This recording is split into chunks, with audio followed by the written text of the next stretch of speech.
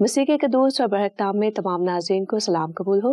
Programme حتمی سچائی میں آپ سب کو خوش آمدید کہتی ہوں پروفیسر جناب شفیق کمل صاحب کو۔ حتمی سچائی کے اس سفر میں آج کے ایک اور پروگرام کے ساتھ آپ کے سامنے حاضر ہیں۔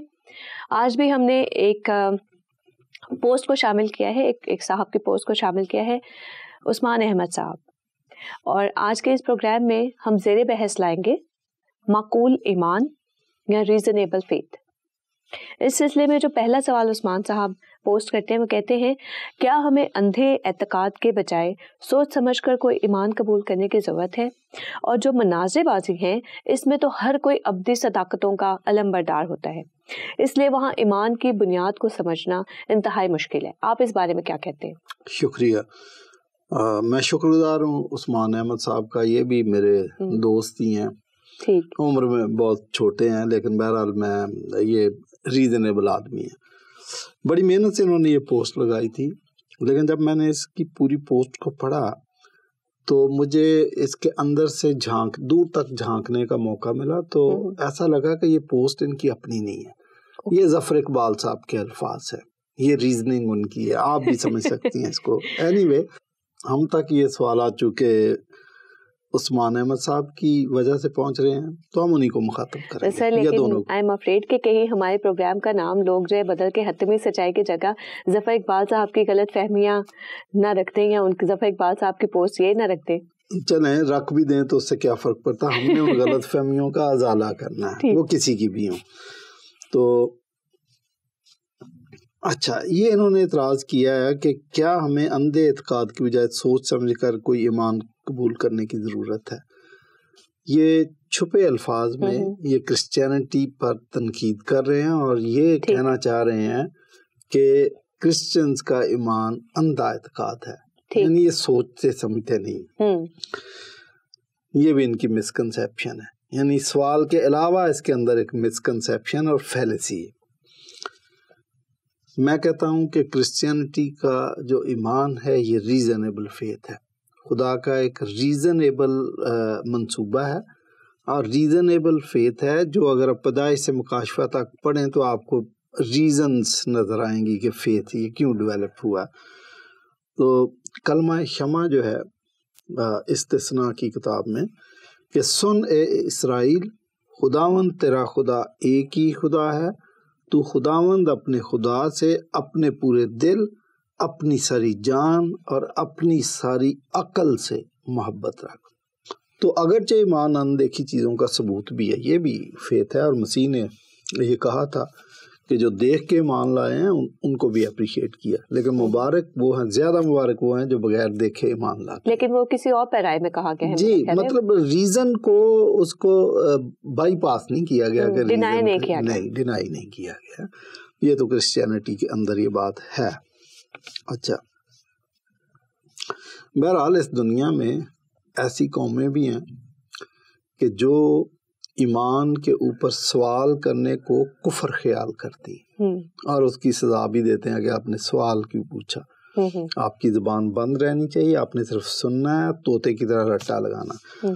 اور خود جو اہل اسلام میں رٹا لگانے کا کانسیپٹ ہے، یہ تو سب سے زیادہ زور ہی رٹا لگانے پہ دیتے ہیں، وہ اس کو حفظ کہتے ہیں اگرچہ صحیح، تو حفظ وہ رٹا لگا کے کرتے ہیں کہ ہم نے اس کو محفوظ کر لیا۔ یہ بھی اس بات کا ثبوت ہے کہ طوطے کی طرح رٹا لگانا ہے۔ جب طوطے کی طرح رٹا لگانا ہے تو طوطے کو آپ نے دیکھا ہوگا، آپ اس کو ایک فکرہ سکھائیں، وہ سوال نہیں کرتا کہ آپ کا لہجہ ٹھیک نہیں تھا، پہلے تو آپ اپنا لہجہ ٹھیک کریں، اور یہ آپ نے اسپیلنگ ایک دو غلط بول دیے۔ طوطا ایسا کچھ نہیں کرتا، اس کو آپ جو سکھائیں گے وہ سیکھ جاتا ہے، بلکہ سم ٹائمز اس نے سیکھا پرفیکٹ ہوتا ہے لیکن اس کو خود اس کے میننگ نہیں آتے ہوتے۔ تو ہم تو ایمان کو ریزنیبل سمجھتے ہیں کہ faith should be always reasonable. دوسری بات اس میں انہوں نے مناظرے کو بھی تنقید کا نشانہ بنایا۔ وہ سمجھتے ہیں کہ مناظرے کرنے سے حتمی سچائی سامنے نہیں آتی، یہ بھی ان کی غلط فہمی ہے۔ مناظرے سے چیزیں نکھر کے سامنے آ جاتی ہے۔ بسا اوقات کرسچن لوگوں نے بھی مناظرے کو تنقید کا نشانہ بنایا، کوئی ڈبیٹر تھے, بڑے نام میرے ذہن سے نکل گیا, کہ انہوں نے کہا میں نے بڑی ڈبیٹس جیتی ہیں لیکن میں نے روحوں کو نہیں جیتا. میں اس سے متفق نہیں ہوں. ہو سکتا کہ اس نے یہ کہا ہی نہ ہو, اور اگر کہا بھی ہو تو کسی اور پہ رائے میں کثر نفسی کے طور پر کہہ دیا. ڈاکٹر مقصود کامل صاحب ہے, انہوں نے ریسرچ کی ہے پی ایچ ڈی میں, تو وہ کہتے ہیں کہ ان مناظروں کے اندر جو پاکستان بننے سے پہلے انگریز کے دور میں ہوئے تھے, تقریباً 1500 لوگ کنورٹ ہوئے تھے, مسلمان سے کرسچن ہو گئے تھے. تو آپ یہ نہ کہیں کہ ابھی مناظروں کا فائدہ ہی نہیں ہے. میں ابھی مناظرے کرتا ہوں, اب ضروری نہیں ہے کہ میں کیمرے کے سامنے بیٹھ کے وہ ساری رپورٹیں شائع کر دوں, لیکن ایسی باتیں ہیں جو حیران کن ہیں. بہت ساری کالز مجھے بیرون ملک سے بھی آتی ہیں اور خود پاکستان کے طول و عرض سے بھی آتی ہیں, جو میری باتوں کو اپریشیٹ کرتے ہیں اور ایگری کرتے ہیں کہ آپ نے درست کہا.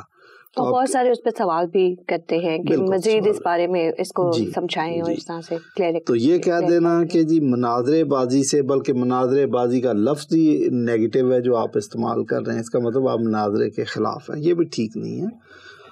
ہاں ٹھیک ہے, اور بھی بہت سارے طریقے ہیں, لیکن مناظرے کو آپ رد نہیں کر سکتے. ٹھیک, اب میں یہ پوچھنا یہ چاہتے ہیں آپ سے کہ حق اور صداقت کو سمجھنے کے لیے وحی یا الہام کو کیسے سمجھا جائے؟ آپ اس بارے میں کیا کہنا چاہیں گے؟ بڑی آسان بات ہے کہ یہ حق اور سچ کو اگر آپ سمجھنا چاہتے ہیں, حتمی سچائی تک پہنچنا چاہتے ہیں یا سچائی تک پہنچنا چاہتے ہیں, فیکٹس کو دیکھنا چاہتے ہیں, تو سب سے پہلی بات کہ کیا وہ وحی یا الہام کائنات کے خالق اور مالک کی طرف سے ہے. صحیح. یاد رکھیے گا کہ بعض اوقات لوگوں کے ذہنی انتشار سے بھی ایسا لگتا ہے کہ اس کو وحی ہو رہی ہے, حالانکہ وہ اس کا کنفیوژن ہوتا ہے, کوئی بیماری بھی ہو سکتی ہے. اور ابلیس بھی لوگوں کے ذہنوں میں یہ بات ڈال دیتا ہے, کوئی نہ کوئی غلط بات ڈال دیتا ہے, اور اہل اسلام اس سے انکار نہیں کر سکتے. بہرحال خدا جو اس کائنات کا خالق اور مالک ہے, جس نے اس کائنات کو بنایا, اس کی طرف سے بھی الہام ہوتا ہے. پہلی بات تو یہ ہے کہ آپ ڈسٹنگوش کریں کہ یہ الہام, یہ وحی آپ کے ذہن میں جو بات ڈالی جا رہی ہے یہ کس کی طرف سے ہے. بعض اوقات سچے خواب کی وجہ سے بھی, اس کے طریقے سے بھی آپ کے ذہن میں الہام ڈالا جاتا ہے, اور وہ خواب ابلیس کی طرف سے بھی ہو سکتا ہے. تو ان چیزوں کو چیک کرنا بہت ضروری ہے. پلاطوس کی بیوی کو جو خواب آیا تھا نا کہ یہ شخص راست باز ہے تو اس کی زندگی سے کوئی کام نہ رکھنا, یہ خواب میں سمجھتا ہوں کہ یہ خدا کی طرف سے نہیں تھا. لوگ تو سمجھتے ہیں کہ مسیح کے ساتھ بڑی ہمدردی کر رہی تھی, ہمدردی نہیں کر رہی تھی. وہ جو خواب تھا وہ خدا کے منصوبے کے سراسر خلاف تھا, کیونکہ مسیح تو آئے مصلوب ہونے کے لیے, کفارے کے لیے تھا. وہ اس کو کہہ رہی ہے, برملا اس کا اظہار کر چکے تھے بہت بار. جی, تو یہ اس منصوبے کے خلاف تھا. اچھا, پاکستان کے اندر ایک واقعہ ہوا کہ پنجاب سے کچھ لوگ, ان کو یہ رویا یا خواب میں یہ ایسی کہانی سنائی گئی کہ آپ پیٹی میں بند کر کے اپنے آپ کو تو سمندر میں جاؤ, تو اس کے ذریعے آپ کربلا پہنچو اور وہاں زیارت کرو اور دعا کرو. وہ سچ مچ ایک پیٹی میں بند ہو کے تو کسی بندے کو کہا دھکا دے دو, اور دھکا دے دیا ان کو. یہ ایک شخص نے کیا؟ نہیں, پوری فیملی. اچھا, مجھے نہیں پتا کہ کوئی ایک آدھ ان میں سے بچ گیا, باقی سارے ڈوب گئے سمندر میں. یہ سچا واقعہ, کراچی کا واقعہ. جو شخص بچ گیا اس نے بتایا کہ یہ خواب آئی تھی کہ بھئی آپ ایسا کرو, انہوں نے سچ میں. تو آئی ڈونٹ تھنک کہ مسلمان بھی ایگری کریں گے کہ یہ خواب سچا تھا. تو اس طریقے سے الہام کے بارے میں سب سے پہلی بات تو یہ ہے کہ آپ نے ڈسٹنگوش کرنا, یہ ذمہ داری ہے کہ یہ خواب, یہ الہام کہاں سے ہو رہا ہے. اگر تو کائنات کے خالق اور مالک کی طرف سے ہے تو پھر تو ٹھیک ہے, یہ سچائی ہوگی. اور اگر ابلیس کی طرف سے ہے تو یہ آپ کو مس لیڈ کرے گا. اگر آپ کا کوئی ذہنی انتشار ہے تو یو آر کنفیوزڈ, یہ آپ کو کنفیوز کرے گا, جس سے آپ کا, آپ کے خاندان کا, آپ کی قوم کا, آپ کے ملک کا نقصان بھی ہو سکتا ہے. یہ ساری چیزیں, اور صرف دعوے کی بنیاد پہ نہیں کہ مجھ پہ الہام ہوا, اس کا ثبوت بھی ہونا چاہیے. صحیح. اور اس کا ثبوت بہت ساری وجوہات سے تلاش کیا جا سکتا ہے, لاجک کی بنیاد پر بھی, سائنس کی بنیاد پر بھی, سو مینی تھنگس. اور چونکہ کائنات سائنسی اصولوں پر چلتی ہے اور یہ سائنسی اصول کائنات کے خالق اور مالک کی وضع کرتا ہے. بالکل. اس لیے اگر کائنات کا خالق اور مالک آپ کو الہام کرتا ہے تو ان سائنسی اصولوں میں اور خدا کی الہام کی ہوئی کتابوں کے اندر تضاد نہیں ہونا چاہیے. میں ایک مثال دے دیتا ہوں, یہ کسی کتاب سے نہیں دے رہا لیکن لاجک کی بنیاد پر دے رہا ہوں. پانی جیسے ٹیمپریچر ڈاؤن ہوتا ہے پانی شرنک ہوتا جاتا ہے, لیکن 4 ڈگری کے بعد یہ واپس پھیلنا شروع ہو جاتا ہے. بے شک. ٹھیک ہے نا جی. اب اگر کائنات کا خالق اور مالک جس نے پانی کے مالیکیولز کو انجینئر کیا ہے اس کی طرف سے الہام ہے تو وہ برف کے بارے میں پانی کے بارے میں کوئی سٹیٹمنٹ دیتا تو وہ اس سے کوئنسائڈ تو کرنا چاہیے, اس کے خلاف نہیں, تضاد نہیں ہونا چاہیے. لیکن اگر تضاد ہے تو ہمیں سمجھ لینا چاہیے کہ یہ کائنات کے خالق اور مالک کی طرف کنٹراڈکٹری ہے. تو یہ ایسی باتیں ہیں. اچھا, پھر البتہ ہم بائبل کے بارے میں یہ دعویٰ کرتے ہیں کہ یہ اس کے بیانات سائنس سے کنٹراڈکٹ نہیں کرتے. کسی انسان کی ناسمجھی غلط فہمی تو ہو سکتی ہے لیکن ان فیکٹ کلام خدا کے سائنسی اصولوں کے خلاف نہیں جاتا, جس سے ہم یہ اندازہ کر جاتے ہیں کہ کائنات کے خالق اور مالک نہیں لکھوایا. میں ایک مثال دیتا ہوں کہ خدا نے بنی اسرائیل کو سفر کے دوران جب وہ ملک مصر سے نکلے تھے یہ ہدایت کی تھی کہ جب آپ پخانہ کرنے کے لیے جاتے ہو تو اپنے خیموں سے دور جاؤ اور ایک کھرپا آپ کے پاس ہونا چاہیے, زمین میں کھڈا کھودو, وہاں پہ یورن جو بھی کرنا کرو, اس کے بعد اس پہ مٹی ڈالو, سمیل نہیں آنی چاہیے. اب یہ خدا بنی اسرائیل کو یہ والی بات سمجھا رہا ہے.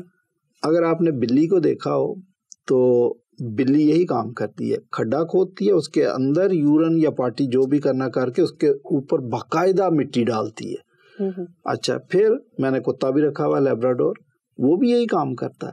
ہاں, اس سے تھوڑی غلطی ہو جاتی ہے کہ وہ پارٹی یورن کہیں اور کرتا, مٹی جا کے دور ڈال دیتا ہے, لیکن بلی ایسا نہیں کرتی, وہ ہرگز ایسا نہیں کرتی, وہ بالکل ایگزیکٹلی وہی کرتی ہے. اب میں یہ سمجھتا ہوں کہ بلی کے دماغ میں جو چپ ڈالی ہے وہ اسی کائنات کے خالق اور مالک نے ڈالی ہے جس نے بائبل نے الہام لکھا ہے.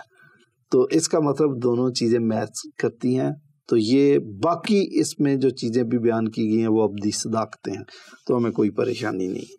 تو اس طریقے سے یہ کہنا کہ جی ہم ابدی صداقتوں کا اور غلط فہمیوں کا ادراک نہیں کر سکتے, ان میں تمیز نہیں کر سکتے, نہیں, ایسا نہیں ہے. ہم کرتے ہیں اور ہم نے کیا ہوا.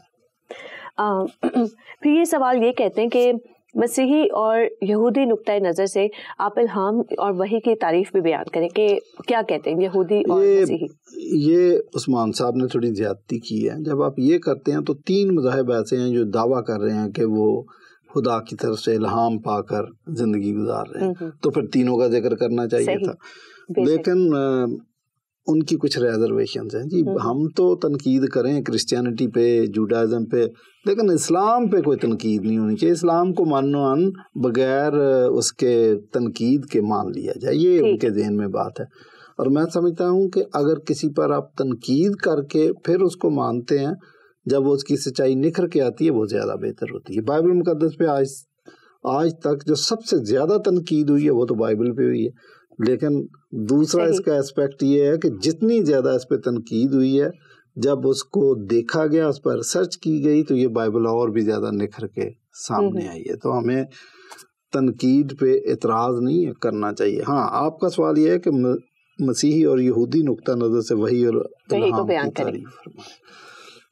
ایک بات میں تو دونوں, ایک اصول میں تو دونوں متفق ہیں کہ اگر الہام ہے تو وہ خدا کی طرف سے ہونا چاہیے, اس پہ تو کسی کو اعتراض نہیں. البتہ چونکہ یہودیوں کی بہت ساری باتیں ہم سے ڈفر کر جاتی ہیں, اس لیے کہ ان کی سوچ کا طریقہ تھوڑا کرسچن سے فرق ہوتا ہے. البتہ جو کتابیں الہام کی گئی ہیں, اولڈ ٹیسٹامنٹ سارا, وہ یہودی سمجھتے ہیں کہ یہ ان کی کتابیں ہیں, اور نیو ٹیسٹامنٹ کرسچنز کی. ہم تو اولڈ ٹیسٹامنٹ اور نیو ٹیسٹامنٹ دونوں کو مانتے ہیں. تو یہودیوں کا اولڈ ٹیسٹامنٹ اور کرسچنز کا اولڈ ٹیسٹامنٹ, اس میں کوئی ڈفرینس نہیں ہے, سیم ہے. انڈرسٹینڈنگ میں فرق ہے. تو اگر انڈرسٹینڈنگ میں فرق ہے تو بہت ہو سکتا ہے کہ کہیں نہ کہیں یہودی انڈرسٹینڈنگ الہام کے بارے میں بھی کچھ ان کو غلط فہمی یا کوئی غلط فہمی تو نہیں کہہ سکتے لیکن ڈفرنس تھوڑا آ سکتا ہے. صحیح. لیکن اصول جو ہے کہ یہ کائنات کے خالق اور مالک کی طرف سے الہام ہے، اس میں کوئی فرق نہیں. صحیح. اگر ان میں کوئی فرق ہے یا یکسانیت ہے تو اس کو ذرا اور وضاحت سے بیان کریں. آپ کہہ رہی ہیں کہ یہودیوں کی انڈرسٹینڈنگ الہام کے بارے میں اور کرسچنز کی کیا فرق ہے؟ اس کو ذرا اور الیبوریٹ کریں. میں نے پہلے بھی بیان کیا تھا کہ اصولی طور پر دونوں الہام کو مانتے ہیں اور سمجھتے بھی ہیں. ہاں، اب آپ نے کہا کہ کیا یکسانیت ہے یا تھوڑا فرق ہے. تو آپ ایک بات سمجھ لیں، رومیوں 10ویں باب کی پہلی آیت میں لکھا ہے کہ میں یہودیوں کے بارے میں گواہی دے سکتا ہوں. میں ان کے بارے میں، پولس کہتے ہیں کہ میں ان کے بارے میں گواہی دے سکتا ہوں کہ وہ خدا کے نام کی غیرت تو رکھتے ہیں مگر سمجھ کے ساتھ. ٹھیک. تو پہلی بات ہے کہ جب خدا کے بارے میں ان کی انڈرسٹینڈنگ اتنی کلیئر نہیں ہے تو یہاں تک تو ہم دونوں میں 100% اتفاق ہے کہ الہام خدا کی طرف سے ہوتا ہے. لیکن جب ہم کہتے ہیں کہ خدا کے اندر 3 شخصیات ہیں، باپ، بیٹا اور روح القدس، تو یہاں آ کے ڈفرنس شروع ہو جاتا ہے. مثلا ہم تو کہتے ہیں کہ روح القدس کی تحریک سے سب کچھ لکھا گیا. یہ یہودی اب صرف خدا ہی کہے گا، وہ باپ، بیٹے اور روح القدس کی تخصیص نہیں کرے گا. تو یہ ایک اصولی جو انڈرسٹینڈنگ ہے وہ تو سیم ہے، لیکن آگے جب اس کی ڈیٹیل میں جاتے ہیں تو پھر ان کی انڈرسٹینڈنگ کا فرق ہے. یاد رکھیں کہ الہام کے اندراج میں کوئی فرق نہیں ہے، وہ سیم ہے. لیکن وہی لکھے ہوئے کو جب وہ پڑھے گا اور سمجھے گا تو ڈفرنس ہو سکتا ہے، انڈرسٹینڈ میں ڈفرنس ہو سکتا ہے. ٹھیک. مثلا ہم تو زیادہ زور ہی نیو ٹیسٹامنٹ میں روح القدس پہ دیتے ہیں اور وہ اس کو اس طریقے سے جیسے ہم مانتے ہیں وہ روح القدس کو نہیں مانتے، اس طریقے سے نہیں مانتے. مطلب الفاظ استعمال کریں گے، اس کی ایگزسٹنس کو بھی مانیں گے، لیکن جس طرح ہم کلیئرٹی کے ساتھ مانتے ہیں نہیں مانیں گے. اور کرنتھیوں کے خط میں ایک اور بات لکھی ہے کہ جب تک یہودی اولڈ ٹیسٹامنٹ پڑھتے ہیں، اسرائیلی، تو ان کی عقلوں پر پردہ پڑا رہتا ہے. لیکن نیو ٹیسٹامنٹ میں اگر وہ پڑھیں اور دیانتداری کے ساتھ پڑھیں تو وہ پردہ نیو ٹیسٹامنٹ میں آ کے اٹھ جاتا ہے. اب چونکہ وہ دیانتداری کے ساتھ، سچائی کے ساتھ، صدق دل کے ساتھ، سمجھ کے ساتھ، ریزن کے ساتھ کرسچن پڑھتے ہیں تو ان کی آنکھوں سے وہ پردہ اٹھ جاتا ہے، ان میں وہ چیزیں صاف نظر آتی ہیں، جبکہ یہودیوں کے لیے بعض چیزوں میں ابہام رہتا ہے. ٹھیک. پھر آگے یہ ایک اور سوال کہتے ہیں، کیا غیر انبیاء اور غیر اسرائیلی فرد پہ بھی وحی یا الہام ہو سکتا ہے یا نہیں؟ اور کیا ملہم ہونے کے لیے اسرائیلی ہونے کی شرط لازمی ہے یا یہ ختم کر دی گئی ہے؟ بڑا کنفیوژن ہے سوال پوچھنے والوں کو، چونکہ یہ بائبل کی پوری کہانی سے اور ان دستاویزات سے مکمل طور پر واقف نہیں ہوتے، اس لیے ایسی بونگیاں ہم ان سے توقع کر سکتے ہیں. پہلی بات کہ الہام کتاب کی صورت میں یا کسی کو نبی بنا کے بھیجنا، یہ صرف اسرائیلیوں کے لیے مختص ہے. ٹھیک. جب سے بنی اسرائیل قوم وجود میں آئی ہے اس کے بعد غیر اسرائیلی پر اس طریقے سے نبی بنا کے بھیجا، یہ صاحب کتاب بنانا یہ کسی اور کے لیے نہیں ہے، یہ صرف اسرائیلیوں کے لیے. اور یہ بہت کلیئرٹی کے ساتھ مینشن کیا گیا. جی جی جی جی جی اس میں رومیوں کے خط میں لکھا ہے کہ سارے وعدے، سارے عہود اور انبیاء سب انہی میں سے ہیں، تو وہ تو انہی کے لیے. البتہ وہی الہام یا کہیں کہ اپنا کوئی راز کسی پہ منکشف کرنا، یہ خدا کسی پہ بھی کر سکتا ہے. صحیح. اس سے انکار نہیں ہے. مطلب نبوکت نظر کو خدا نے خدا کی بادشاہت کا جو نقشہ بتایا، سب سے پہلے تو اس کو بتایا جو بندہ غیر قوم کا تھا، بٹ اس کے پیچھے بھی کوئی پرپس تھا. ٹھیک ہے. اور جانوروں پہ بھی بعض اوقات کوئی چیزیں انکشاف کر دی گئی، مثلا گدی پہ، کہ جب بلعام بنی اسرائیل پر لعنت کرنے کے لیے جا رہا تھا، اس گدی کو خدا نے اس پہ یہ انکشاف کیا کہ تو بول، اور اس کو بولنے کی قوت دی کہ یہ غلط کام کے لیے جا رہا ہے، اس لیے میں اس کو روک رہا ہوں. تو آپ ایسا کہہ سکتے ہیں کہ کوئی راز یا کوئی کشف کسی پہ بھی ہو سکتا ہے، لیکن وہ بھی خدا کا جو اوور آل ایک منصوبہ ہے اسی کے اندر ہی فٹ ہوتا ہے. یہ نہیں ہے کہ آپ الگ سے 2 اینٹ کی مسجد الگ بنا لیں، ایسا کہیں نہیں ہے، نہ ہو سکتا ہے. کیا وہی الہام اور کشف جس پر نازل ہو اور وہ اسے بیان کرے تو وہ بینہ خدا کے بنائے ہوئے الفاظ ہوتے ہیں، یا پھر ملہم اپنے الفاظ میں وہ مفہوم بیان کر سکتا ہے؟ پہلے تو آپ کو یہ سمجھنا چاہیے کہ ہماری لینگویج ہمارے کلچر اور زبان دو چیزوں سے مل کر بنتی ہے، اس میں کلچر بھی شامل ہوتا ہے. بے شک. تو خدا کے خیالات اور ہمارے خیالات میں زمین آسمان کا فرق ہے، پہلے تو ہمیں یہ پتہ ہونا چاہیے. اس لیے بعض اسپیشل کیسز کے اندر ڈکٹیشن ہے کہ وہ ایگزیکٹلی الفاظ بھی خدا کے، مطلب 10 حکم جو دیے تھے بالکل بالکل وہ تو خدا نے اپنے ہاتھ سے لکھ کے دیے تھے. بے شک. وہ تھی وہ پتھر کی لوہوں پہ لکھ کے دیے تھے. لیکن دیگر جگہ پہ خدا وہ آئیڈیا، وہ تعلیم، وہ کہانی اس کے ذہن میں ڈالتا ہے، اور ملہم شخص نبی وہ اس کو اپنے الفاظ میں بیان کر سکتا ہے. اور بائبل میں زیادہ تر یہی ہے، بلکہ بعض اوقات تو ایسا ہے کہ بار بار الہام کرنے کی بھی ضرورت نہیں ہے، اگرچہ زیادہ تر کیا گیا. پولوس کے ذہن کے اندر ہی خدا نے اس کو کیا کہتے ایلیمینیٹ کر دیا تھا، اس لیے وہ پھر الہام ہی لکھ رہا تھا. جو کچھ بولتا تھا الہام سے بول رہا تھا، روح القدس کی تحریک سے لکھ رہا تھا. تو اس طریقے سے ہے. ٹھیک. پھر یہ کہتے ہیں کہ کیا وحی یا الہام میں انسانی احکام کی آمیزش بھی شامل ہوتی ہے؟ اگر ہاں تو کیا یہ وحی کے لیے مضر نہیں ہے؟ یعنی وہی بات کہ وہ بعض چیزیں اپنے ذہن کے اندر کیلکولیٹ کر رہے ہوتے ہیں کہ یہ ایسا ہے، یہ ایسا، چونکہ اپنے ذہن میں غلط کیلکولیٹ کر لیا تو نتیجہ بھی غلط ہے کیلکولیٹ کر لیا. بات یہ ہے کہ خدائی احکام کو جب انسان اپنے الفاظ میں، اپنی گرامر، اپنی لینگویج میں بیان کرتا تو اس کا یہ مطلب نہیں ہے کہ وہ اپنی مرضی سے کر رہا ہے. صحیح. میسج وہی. انگریزی کے اندر تو یہ عام بات ہے، ڈائریکٹ سپیچ اور انڈائریکٹ سپیچ. تو انڈائریکٹ سپیچ میں اگرچہ الفاظ فرق ہو جاتے ہیں، لیکن وہ اپنی بات نہیں بیان کر رہا، بات وہ وہی بیان کر رہا ہے جو اس کو کہی گئی. صحیح. ایگزیکٹلی یہاں پر ایسا ہی ہے، وہ اپنی مرضی سے، یہ نہیں ہے کہ اپنا ایجنڈا بیان کرنا شروع کر دے.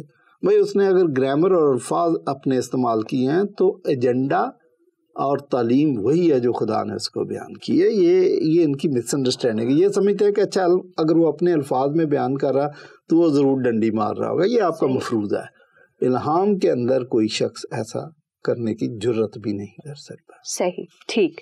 آخری سوال آپ سے پوچھنا چاہوں گی عثمان صاحب جو پوچھتے ہیں، اگر وحی یا الہام ختم ہو گیا ہے تو اس کا اعلان کس نے کیا ہے اور کہاں کیا ہے؟ Quite a tricky question. ٹھیک ہے، ٹرکی کویسچن ہے، لیکن جواب بڑا سیدھا سا ہے. ٹھیک. تو یہ تو میں نے بیچ میں ذکر بھی کیا، بلکہ کئی پروگرامز کے اندر یہ میں نے بتایا کہ عبرانیوں کے خط کے اندر لکھا ہے یہ بات. نمبر 1 کہ خدا نے اگلے زمانے میں طرح بطرح حصہ بحصہ نبیوں کی معرفت کلام کیا، اور اخیر زمانے میں خدا بنفس نفیس زمین پر آ کر انسان سے بات کر رہا تھا. صحیح. اچھا، دوسرا حوالہ یہ ہے کہ جب وقت پورا ہو گیا تو خدا نے اپنے بیٹے کو اس دنیا میں بھیجا. ٹھیک ہے نا. اچھا، پھر تیسرا حوالہ یہ ہے لوکا 16:16 کہ انبیاء اور شریعت یہ جو سلسلہ تھا یہ تو یوحنا استباغی تک رہے. اس کے بعد صرف اور صرف خدا کی بادشاہت کی اور انجیل کی منادی کی جاتی ہے. اس کا مطلب وہ جو نظریہ ختم نبوت ہے وہ ادھر.